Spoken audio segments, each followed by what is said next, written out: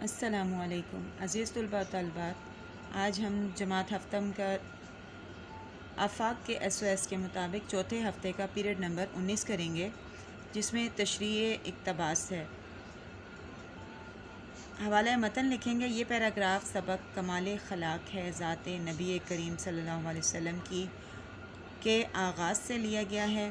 سیاق و سباق: نبی صلی اللہ علیہ وسلم کی زندگی ہمارے لیے بہترین نمونہ ہے۔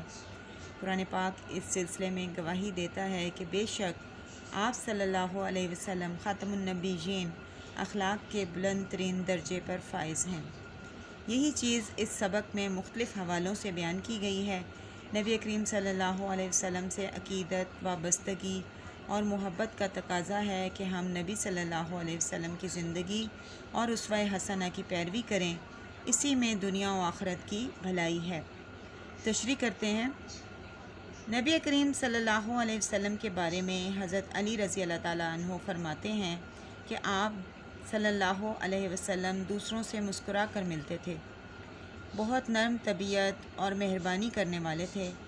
آپ صلی اللہ علیہ وسلم کے مزاج سخت نہیں تھے اور نہ ہی دوسروں کے لیے اپنے دل میں سختی رکھتے تھے۔ آپ صلی اللہ علیہ وسلم کبھی بھی کسی کے لیے بری بات نہیں کرتے تھے۔ اگر کبھی کوئی ایسی بات ہوتی جو آپ صلی اللہ علیہ وسلم کو ناگوار گزرتی تو آپ صلی اللہ علیہ وسلم اس کو نظر انداز کر دیتے تھے۔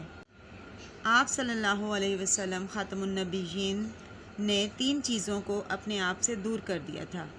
ایک، آپ بحث و مباحثہ یعنی کسی بات پر تکرار اور جھگڑا نہیں کرتے تھے۔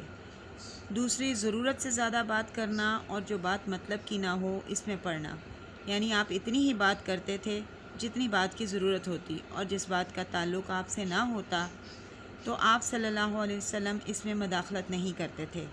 اسی طرح دوسروں کے متعلق بھی آپ صلی اللہ علیہ وسلم 3 باتوں سے پرہیز کرتے تھے، یعنی کسی کو برا نہیں کہتے تھے، کسی کی برائی نہیں کرتے تھے، کسی کی عیب گیری نہیں کرتے تھے، یعنی اس کی برائی اور خامی نہیں بتاتے تھے، اور نہ ہی کسی کے اندر کے معاملات یعنی گھریلو معاملات کی ٹو میں رہتے تھے، ان کے حالات جاننے کے لیے تجسس نہیں کرتے تھے۔